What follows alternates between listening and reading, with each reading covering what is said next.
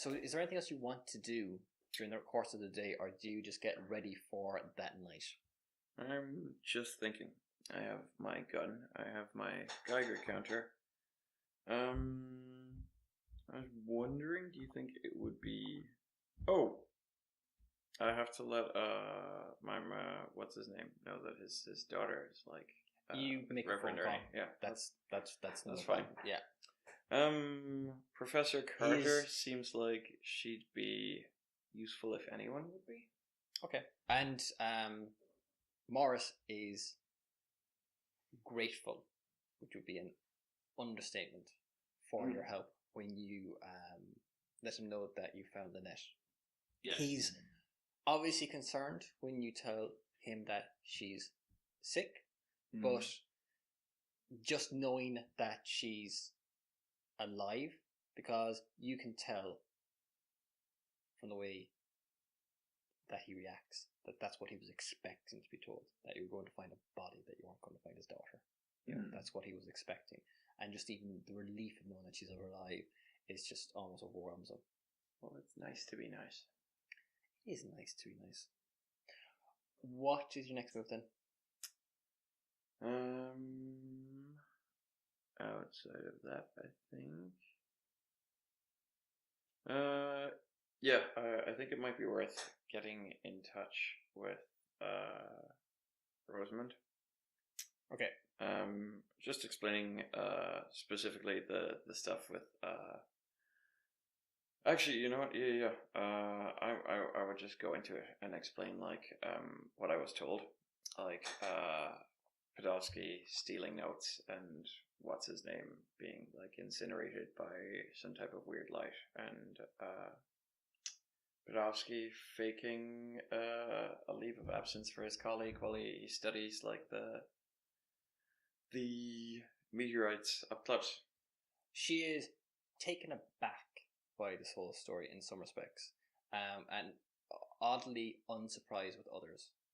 You find yourself seated in her office with a tumbler of bourbon in your hand, as she sips from a drink herself, recounting this story, and you can see that she's completely fascinated by it. Mm-hmm. It only seems to confirm her initial worry about what you had got yourself mixed up in. But she looks at you from across the desk. Langston, I'm telling you, if everything you've told me is true, then whatever this thing is, you promise me that you don't go near it. Well, I have to investigate that lab one way or another, but if I find anything weird, you can bet I'm not gonna, stick my face in it or try and put it in my mouth or anything. Well, I suppose that's something. She smiles, but you can sense from her demeanor that she is genuinely worried. I was wondering if you had any more insight on what was going on, though, because you seem to understand a lot more than me. What it is that I'm dealing with here. She stops with the drink halfway to her mouth, lowers it, and she looks you straight in the eye and says, I don't think there's more that I could tell you that you could probably comprehend. And honestly, Langston, there's some things you're probably better off not knowing. Just take my advice. Well, that's the least reassuring thing I've heard all day. But thanks for everything, Doc. And with some luck, I will be talking to you tomorrow. Just to let you know I'm all right. Okay. Do you do anything then for the rest of the afternoon, the evening, or? Yeah, I can't think of anything. Okay. So that evening, Melvin picks you up from your apartment. You're going to take his car to the plant. So I've got papers that'll get us into the plant. And, well, look, just keep your cool, and hopefully we should be able to get down there without drawing anyone's attention to ourselves, okay? But of course. He looks shifty as he says this. And whilst I hate to ask you to do this, do you mind driving and me sitting in the back? Well, it'll be just like old times. He smiles weakly at that. You arrive though at the plant, and you are stopped at the gates. State your business.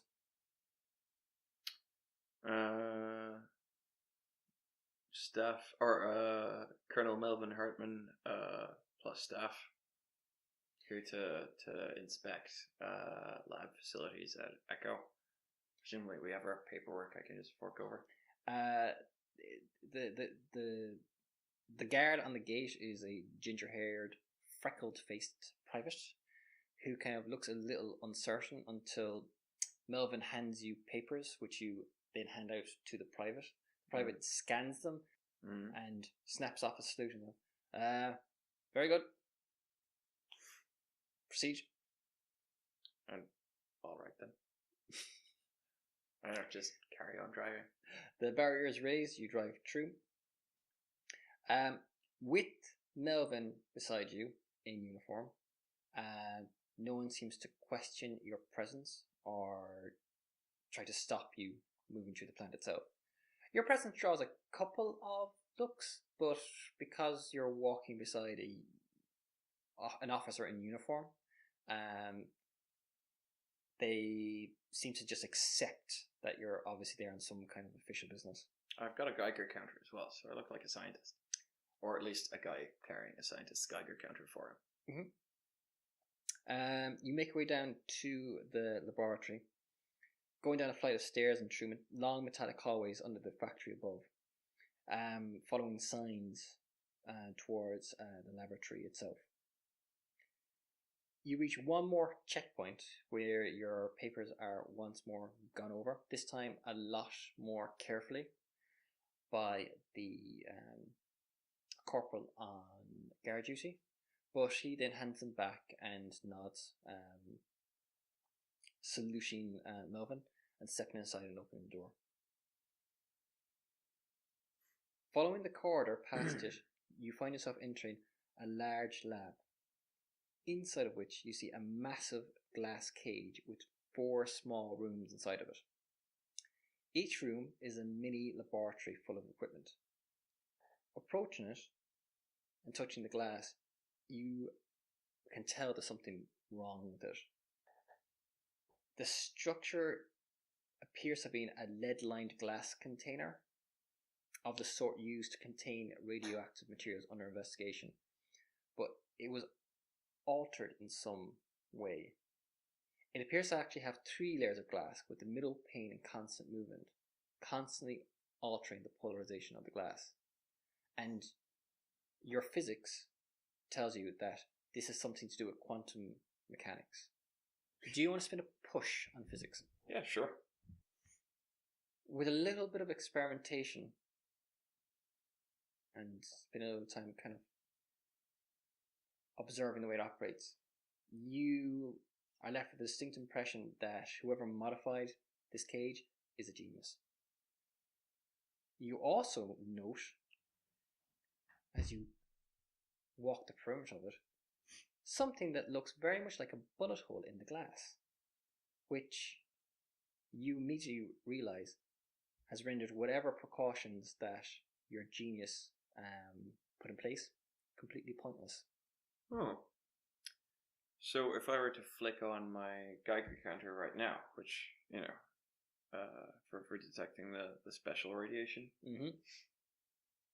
would then like promptly explode or be completely dead? It immediately picks up the radiation, and judging by the readings on the Geiger counter, which are nearly off the scale, you're more or less standing on top of it. Looking around inside, Melvin staying back to actually watch the door in case anyone walks in on you. You can make out how the rooms are orientated and laid out and how to get in and out of them. What are you doing?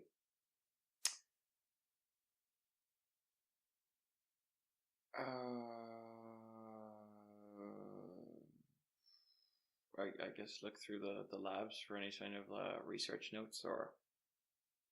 Okay, so going through the laboratories. Inside... Also, I think that breaks my Geiger counter. Yep. Inside, with evidence collection, you discover a small, malleable, colourful globe of rock that is giving off heat. There are more lead-lined glass speakers nearby if you want to take it with you. I'm just remembering Rosamund saying, "Stay the hell away from that shit." Okay. But the lead-lined glass speaker is pretty useful. To be fair, at that point though, then we're like stealing, I guess. Potentially, depending on the circumstances. It would certainly appear at first glance to be theft. I'll definitely have her, since we brought a camera, take a picture of it. Okay. Then steal it. Are you going to steal it? Yeah, I think it's probably better out of that guy's hands. Okay. There's also a handful of mathematical equations with notes written in Russian.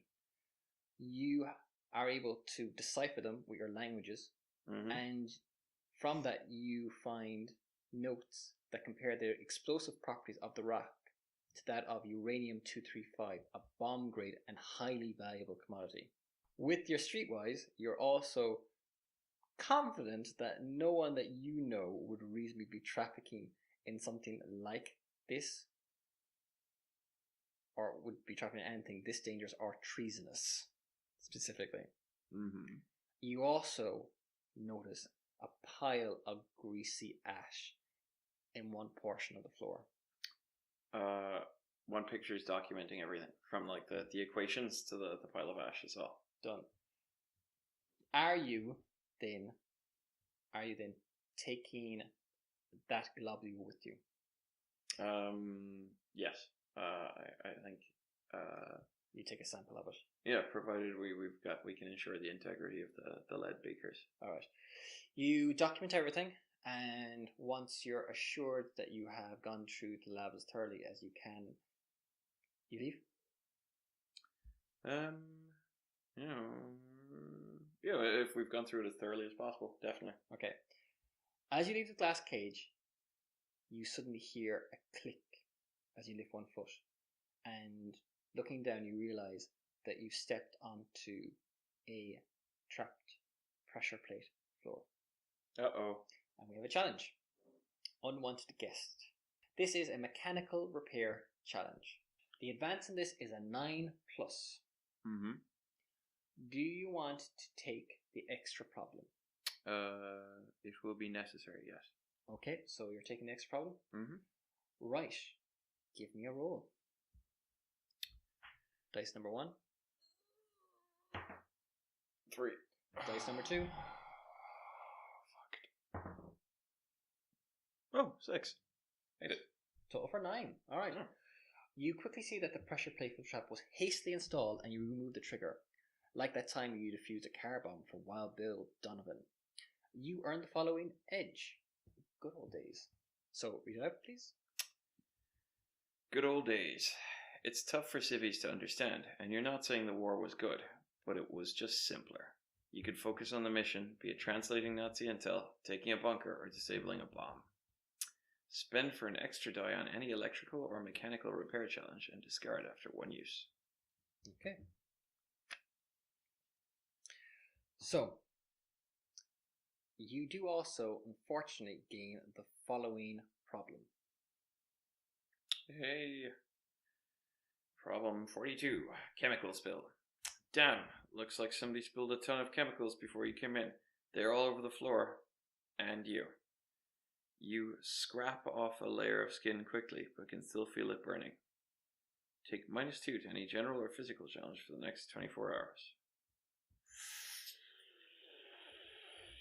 That's bad. However, you don't set off the trap, and you're able to leave the laboratory without raising any alarms. So, what do you do next? You get back out to the car? Mm-hmm. What's your next move? I mean, we don't have proof of anything. Other than, like, we have some evidence to suggest that the stuff is really dangerous. And I feel personally corroborated now about this whole, other scientist guy, whatever his name was, being turned into ashes now, Karen. There's, like, still a pile of ashes in the lab, even now. But, you know, we can see we have a dangerous isotope of something, but we can't, like, there's no proof that's being trafficked or that research is in any way illegitimate or suspect at all, whatsoever. Okay. Yeah. I think our biggest thing is we have a sample. But, like, do I know anyone with the scientific abilities to, like, conduct any meaningful tests on that? I suspect it would be beyond my own. Well, okay. You could certainly run a number of tests on them yourself. Okay. If you wanted to. Yeah, it seems to be the only option. Okay. So it's reasonably late at night. So again, if you want, you can make your way to the observatory and carry your tests without running too much of a risk of being disturbed. Accompanied by Colonel Hartman, I would imagine. Yeah. Hartman agrees to come along. Having seen the laboratory himself, having seen this odd rock that gives off heat, having seen the pile of ash that you pointed out inside the laboratory, he is quite clearly convinced that you're onto something. Also, could have explained the equations dictating the blast yield. So, you arrive at the observatory, you return to the same lab you were working in last night, and begin running a series of tests. You learn the following. The piece of meteorite generates a significant amount of heat and seems to sublimate at an accelerated rate when exposed to air. It appears to be extremely malleable and can be shaped with the hand if protection is worn. No gas is released if heated. It is luminous and glows in the dark with a pale light. It demonstrates unusual sensitivity to electrical pulses, and it's possible a strong sustained pulse could accelerate its internal reactions to the point of exploding. Bright lights appear to cause the atoms of the rock to move away from it. If added to any fissile material, it would magnify the explosion by a power of 3. The rock is radioactive, but is generating more heat than conventional radioactive decay can explain. Spectroscopic analysis results can't identify the components of the rock, and it has magnetic material qualities. It takes you a number of hours running a number of tests. I was going to say, I got that in an evening. I'm like Stephen Hawking on crack. I'm going to go with until the early hours of the morning, at which point you can see that Melvin himself is flagging, having more or less just been parked over one side of the laboratory from the majority of the tests and just watching you as you conducted them. But even you are starting to feel the effects. Well, atomic theory indicates that we could probably use this ball, which is presumably how much did we take, or how much was the ball in the lab, I should say. There's a globule of it. Well, basically 1 kilogram of this would be more than enough to destroy a city or whatever, assuming if it would enhance the effect of any other fissile material. Yeah, for sure. Yeah. So that's probably not something that we want them fooling around with too carelessly in there. So as you and Melvin are walking out of the observatory back towards the car, you get the distinct feeling that someone is following you. Presumably even with no people visibly following us. Not at the moment. How do you want to handle this? Just keep going. Keep going? Yeah. What else? Are you trying to get away from them? Or are you trying to just kind of wait and see what happens next? Oh, okay. I think we should take our time, because the slower we move, anyone tailing us will have to expose themselves more nakedly. And attempt to see, can we identify any party following us? Okay, so you slow your pace noticeably. Melvin kind of like takes your lead and deliberately take kind of a meandering route down the car park. And as you do, you get the glimpse of a young white man with sandy brown hair slowly walking down the footpath behind you. Careful to kind of remain a discreet enough distance away, but you get the distinct impression that he might know that you know that he's there now. Okay. Would I be able to like alert Hartman of this like surreptitiously, like just tugging on his sleeve? Yep. I was going to say we know each other well. It's not like maybe we have established code, but I could probably say something innocuous to him, and just with a gesture or a head movement. He takes the hint. Yeah. He slips a hand inside of his pocket, and you know that he's carrying a revolver on him.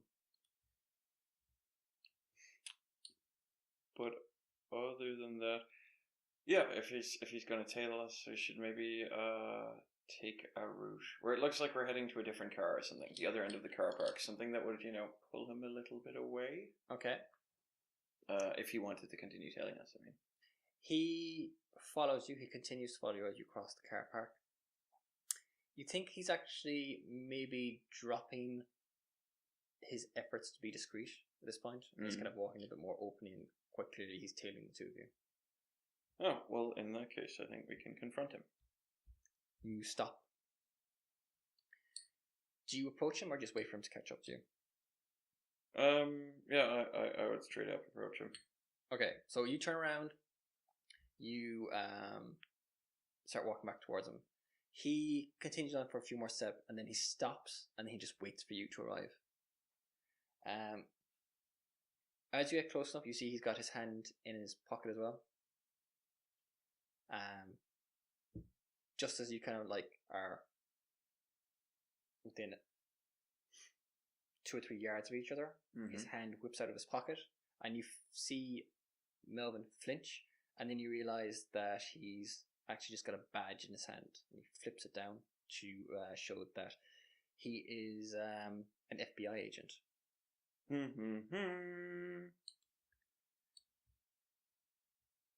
He gives you a smile.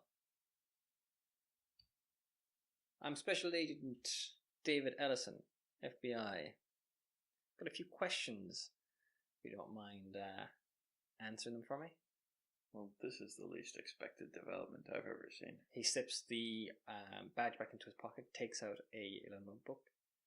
Can't help but notice, but you were at the Navy Munitions Plank Echo this evening. It's rather unusual, isn't it, for a member of OSS and a civilian to just arrive at a munitions plant like that, especially this hour of the evening. Wouldn't you say? Presumably he would address Melvin and not me. He's addressing the two of you. So do we both stumble over each other, or what? I assume Melvin will happily take the lead, as he's a member of OSS. I can, clearly intimate that I'm somebody with some kind of scientific background, but as a civilian, as a civilian, it would not be appropriate for me to answer a question from a government personnel as to why I was in a military base when there were two of us. Melvin just kind of gives a weak smile. Official business, and says nothing more. Addison kind of turns slightly to look at you. Maybe official business for yourself, Lieutenant Colonel, but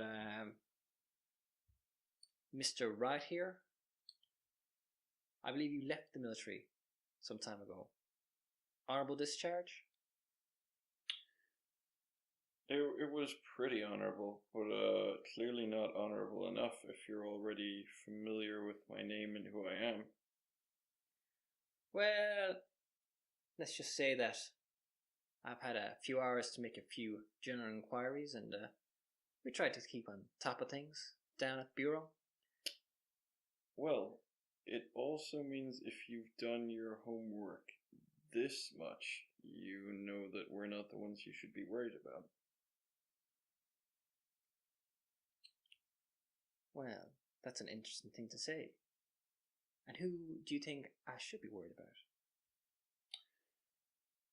Well, I'm pretty sure that you could arrange for this conversation to happen in much less comfortable circumstances. But if you already know who I am and you've been following around and tracking my movements, there's very little questions you could ask me that you don't already know the answer to. Well, I'm afraid to say this, Mr. Wright, but up until this evening, I didn't even know who you were.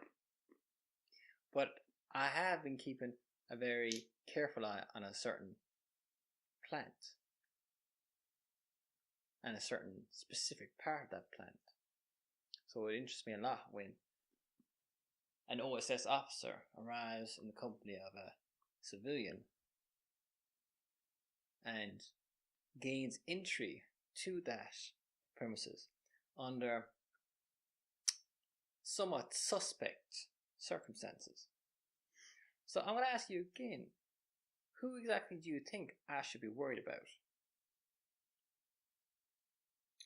Well, last time I checked, we weren't exactly the best friends with the Russians, and currently, if I recall correctly, there's a single Russian scientist with sole access to an interestingly contained sample. And as for civilians being allowed to access the sample, I don't even see why you're making a big deal of it, considering any common riveter who works here can come up and take a look. He smiles slightly at that. Okay, so you know about Adams, and about his girl, and you know about Podolsky. You know what happened to Adams? He's certainly not on sabbatical.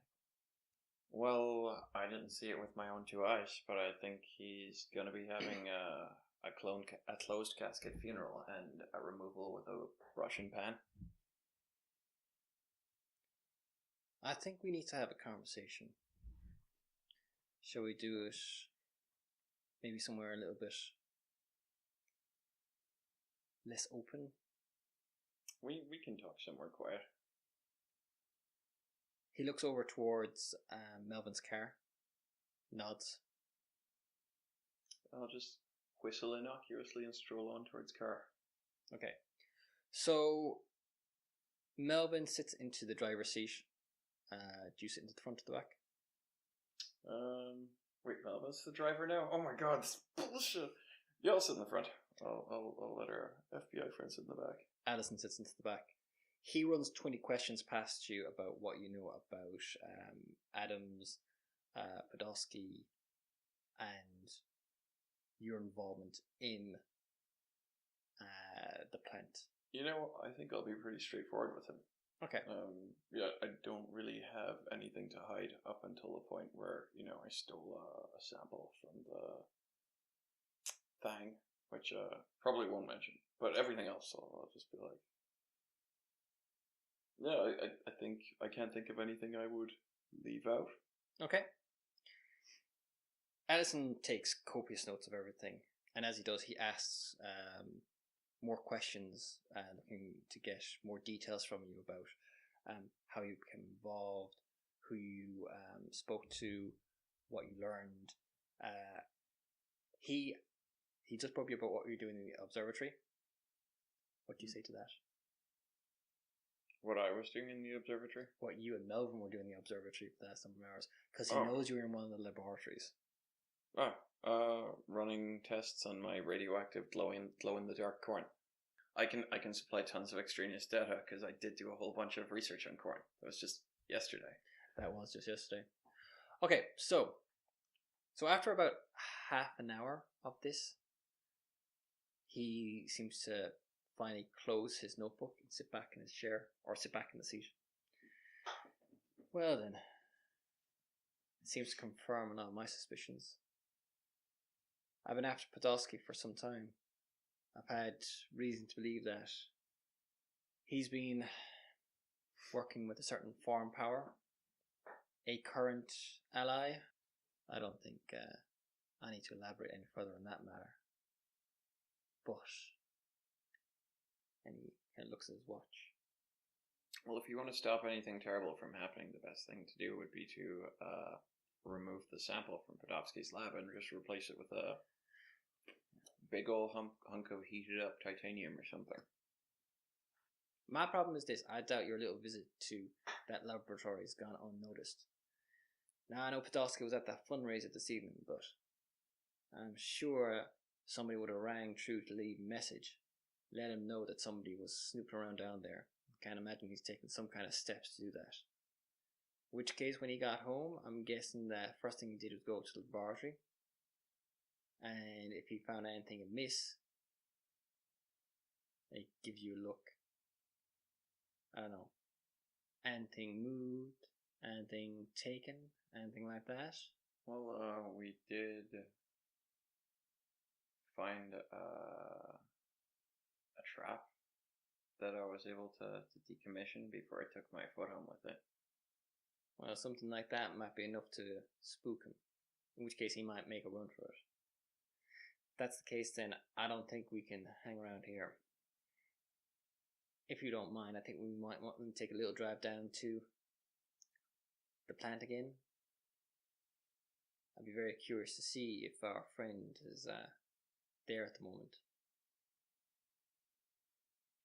All right, sounds viable.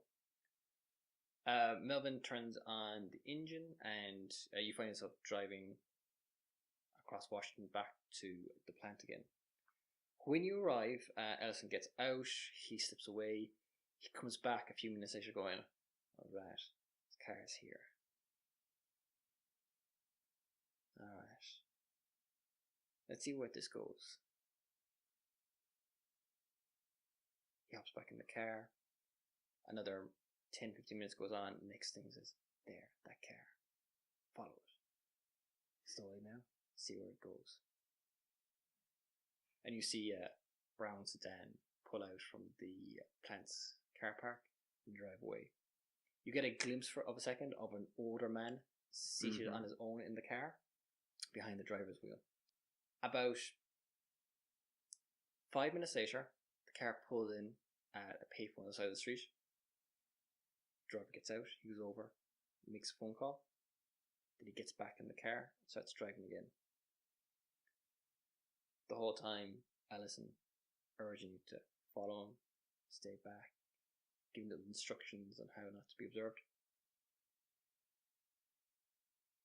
And eventually, after quite a long drive through the dark, through a nearly deserted city, you find yourself pulling up outside of a deserted waterside power plant. Podolsky's car pulls up outside a building with a sign over it that marks as Capital Traction Powerhouse. Although with all the wires and machinery, it's hard to actually make out much from your vantage point on the road. It does look like, though, that Podolsky goes inside the building. I was going to say, if I remember correctly from the thing earlier, if combined with a fissile material, it would enhance a fission reaction, but there was something to do with electricity agitating it as well in a different way. I can't remember. Mm-hmm. It had an interesting interaction with electricity, which suggested that if enough electricity was passed through the material, or if the material was exposed to a large enough amount of material, it could explode. Okay. But not in a thermonuclear reaction. Or would it also be in a thermonuclear reaction? You're not sure. You didn't really have enough time to discover just exactly how that would play out, but you suspect that certainly a significant explosion would occur. Okay. So Ellison basically directs Melvin to pull the car in off the road, and the three of you find yourself kind of hunched down from a vantage point overlooking the building and the car park outside. And you're there for another half an hour with Ellison basically just telling you to keep down, to keep quiet, when another car slowly pulls up the same road that you followed. And you can tell by the way that it's driving that the driver is obviously approaching very cautiously, that whoever's behind the wheel is very wary of their surroundings. But it slowly makes its way down the slope and pulls up outside of the same building that Podolsky's car is parked outside of. Again, a single driver gets out of the car. Again, takes a long, careful look around, and then steps inside the building. Well, gee, I guess one of us should probably go take a look at what's going on in there. Ellison looks at you, and then he looks at Melvin, who stands barely 5 feet tall, weighing 100 pounds, and who is currently sweating through his clothes. He turns to Melvin and says, I need you to take the car, get back to a phone, ring for backup. Looks at you. I guess you're with me. I guess so. Ellison takes out a revolver from his jacket holster.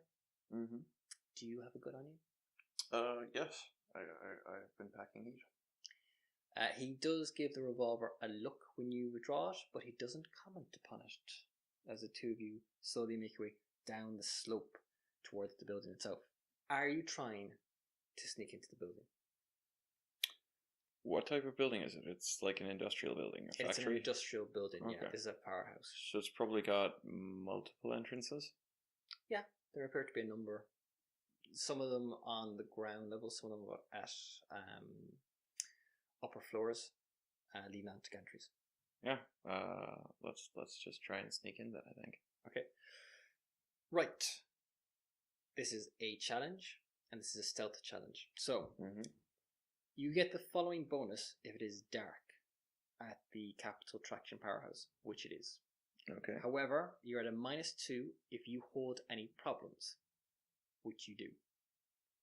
So, currently, you're at +1 and then -2, so you're over at -1 on the challenge. And then I believe you have another problem that is in play that will affect you on any general or physical challenge. Yes, which would fall into this category.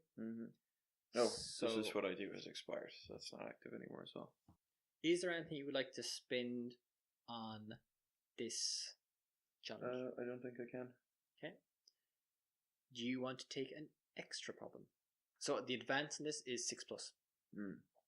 Okay, so it's impossible without thinking. Yeah, sure. Okay, take the extra problem. Make the roll. Dice number 1.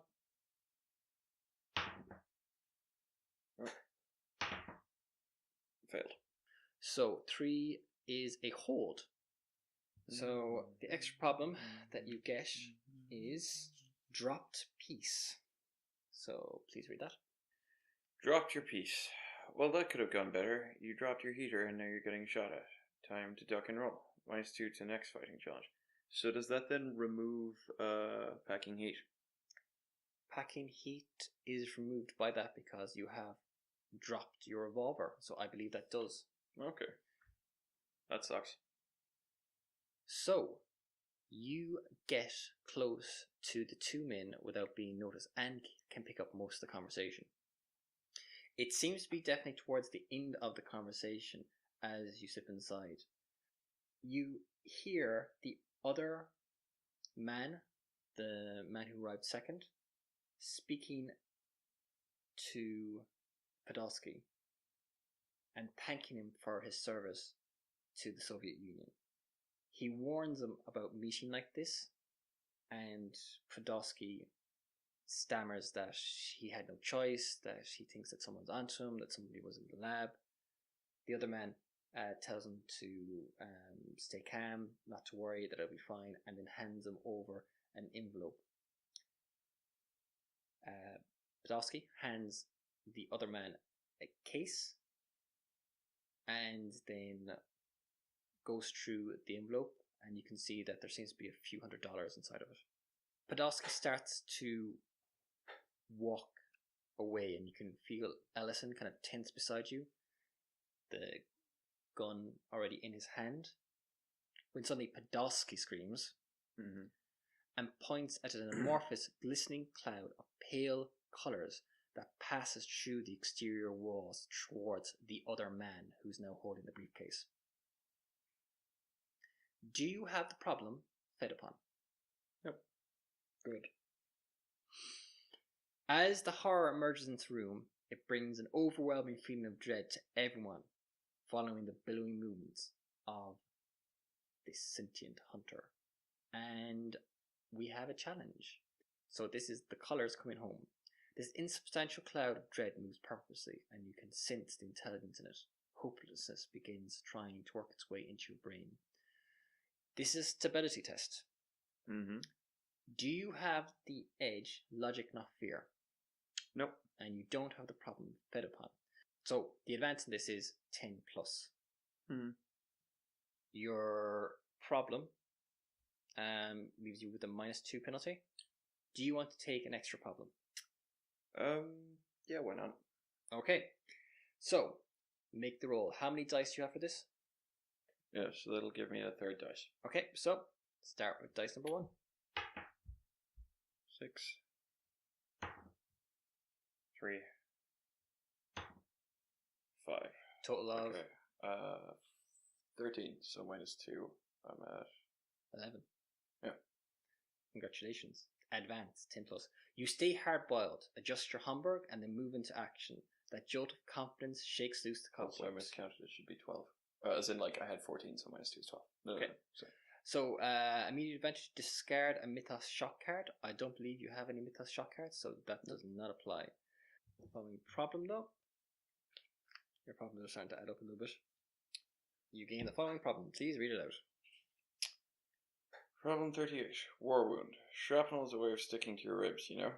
Your war wound may not be visible, but damn if it doesn't smart when you get moving. Fist fighting may not be in the cards for you, but you know your way around a pistol, that's for sure. Take a -1 penalty to all general physical tests, and you can only achieve a maximum of hold on challenges until you take time at the docks or the hospital. It'll burn valuable time, but at least you'll be able to move again. Then discard this problem. Okay, so beside you, Ellison screams in shock and horror at the sight of the creature. However, you stay calm. Unfortunately, this draws the attention of the man holding the briefcase, who draws a revolver from his jacket and begins firing at the creature and towards where you and Ellison are currently crouched. You need a plan, and you need it quick. What are you doing? How are you going to deal with this? And remember, you are a scientist. Well, we're in a power plant. Yeah. Yeah, just there are presumably lights or cables I can disconnect to create, like, actually, you know what, I have no idea. Like, I don't know what to do in a power plant, but there's a way to make light, right? Looking around, you think there is, which leads us into a challenge. Beacon in the darkness. You quickly flip some switches and turn the crank, and this is a mechanical repair challenge. So, the advance on this is 6 plus. What penalties are you at the moment? -2 for chemical spill. -3. Okay. Yeah, -3. -3. Okay. So you have 2 dice. There is no option to take an extra problem in this, so give me a roll, please. Can I use good old days on it, because it says electrical or mechanical repair? Yes, you can. So spend for an extra die on any electrical or mechanical repair challenge and discard after 1 use. Done. Okay. You so have 3 dice. 3 dice. What's my target? So the advance of this is 6 plus. Oh, now, okay. That's incredibly easy. So just in relation to this, one of your problems, though, only allows you to achieve a hold on challenges until you take time. However, this particular challenge only has advance or setback, so thus you can only get the advance in this particular instance. So that makes it even easier. 2, which is essentially negated, so 0, 2, 3. Failed. Alright. So, setback fiberless. You power up the station in a matter of moments and then turn the overhead spotlights on. Unfortunately, whilst you manage to bathes the man in the center of the floor in a near blinding white light, protecting him from the collar, but making him a pigeon waiting to get shot.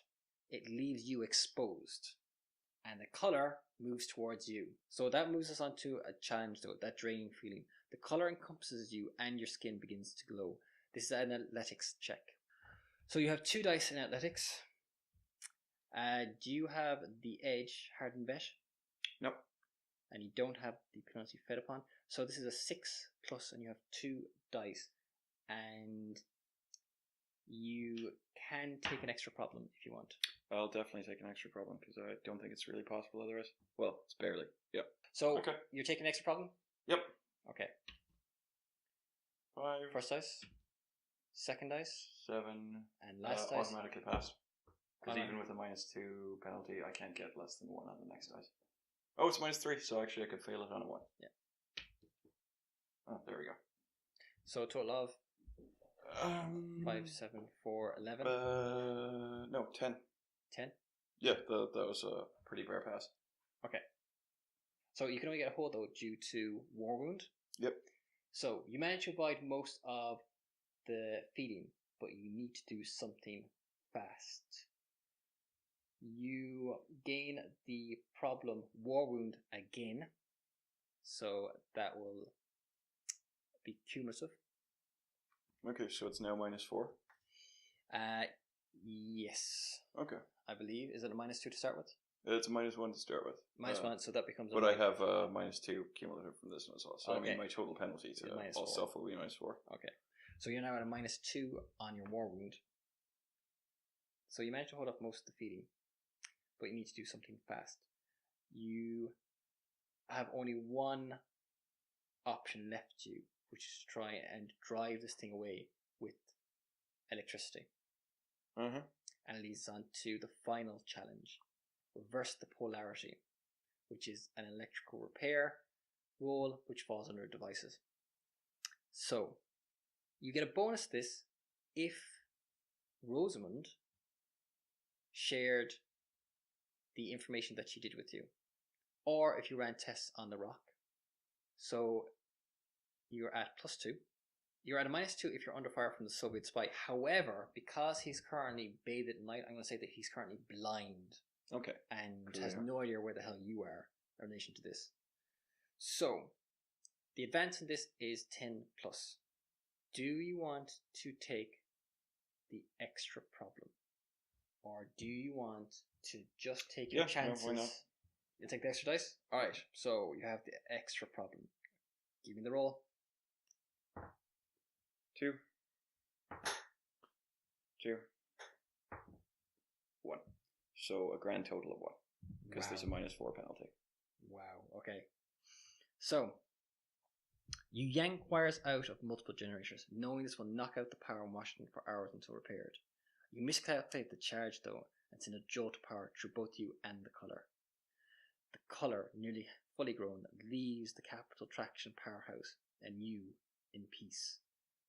You gain the problem, 3rd degree burn, and you also gain the extra problem, the crumbling man.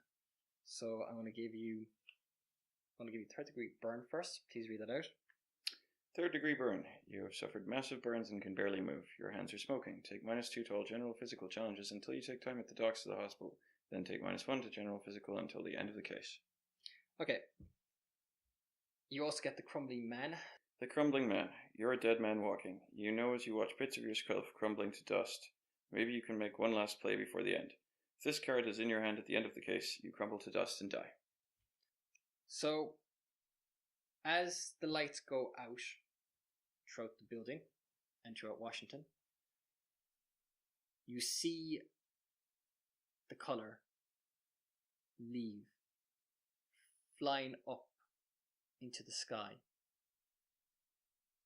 and you are left on your own on a gantry, and you can feel this sensation running throughout your body, as if starting at your extremities, you're losing all sense of your body, as you have the sudden horrifying realization that you are literally falling apart. And you have a moment in which to reflect on what is happening to you. It's completely painless though. What's the last thing that goes through your mind? Bafflement. Yeah? Yeah, I don't think he really understood what was happening and, died. Maybe at least thinking that the city will be safe. Like, I don't think he knows that either. Okay. So just confusion at Yeah. what's actually happening to his body. Actual bafflement, I would say, would be the big thing. Okay. And with that, still confused at his own fate, Langston Wright enters the great beyond. And that's where our story ends.